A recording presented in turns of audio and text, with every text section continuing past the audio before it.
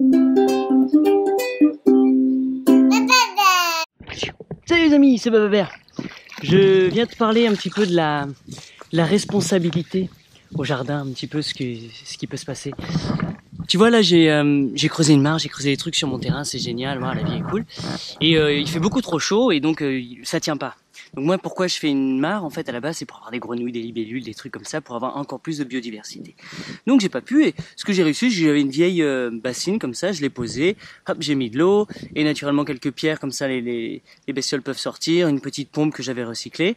Et de là, très rapidement, la vie a commencé à s'installer, des microbes, des moustiques, des bestioles, des larves, des trucs, j'hallucine, et des grenouilles très rapidement, des bébés grenouilles. Et donc comme je leur ai offert un petit peu ce petit palais, tiens j'arrose avec au même moment. Ça c'est de l'eau, je viens justement d'arroser leur truc, c'est pour ça que je te dis ça. C'est de l'eau de nos piscines en fait, il y a un système, je te montrerai, tu regarderas sur YouTube, je te montrerai ce qu'on fait avec l'eau. Donc ces grenouilles en fait j'en suis partiellement responsable en fait, puisque c'est moi qui ai créé ce petit environnement. Et j'ai souhaité la présence de grenouilles, donc c'est cool. Sauf que là, tu vois, nous il fait très chaud chez nous, et donc cette eau-là, dans cette petite bassine, bah forcément elle devient vert, et forcément elle commence à chauffer, puis elle s'en va, elle s'évapore.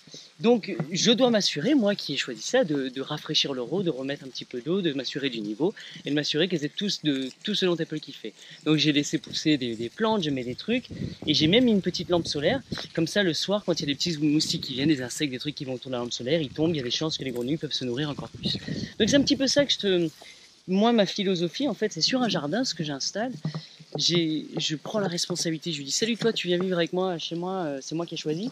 Donc j'achète un arbre en pépinière ou un animal ou tous ces trucs là.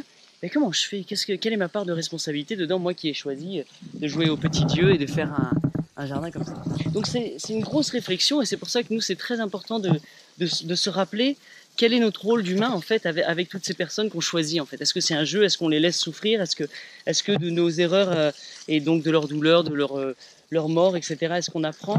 C'est vraiment délicat comme chose. Donc comme on est en apprentissage total, et ben nous on se dit qu'on fait du mieux qu'on peut, et vraiment on essaie d'insister, on met le paquet, on investit dans des clôtures, dans des trucs, dans des arbres, dans des machins, pour que tous les animaux qu'on puisse héberger chez nous soit là. Alors il y en a plein des sauvages, il y a plein d'oiseaux qui viennent, il y a plein de bestioles qui naturellement viennent sans qu'on ait à rien faire du tout.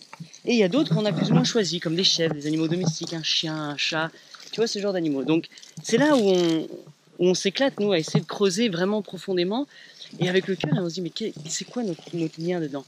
Est-ce que tu peux les manger, ces animaux? Combien on a des poules?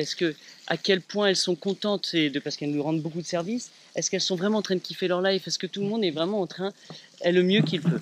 Donc on se renseigne, on essaie, on regarde sur internet, on essaie de comprendre les végétaux qu'on a, on essaie de comprendre le sol, les animaux, les éléments, toutes ces choses-là, et on agence petit à petit un espace de vie qui va pouvoir accueillir au maximum toute une biodiversité, en espérant qu'elle kiffe dedans. Et nous, au sein de ça, bien sûr, on récolte toute notre nourriture alimentaire, mais spirituelle, on s'éclate, on profite, on passe un bon moment.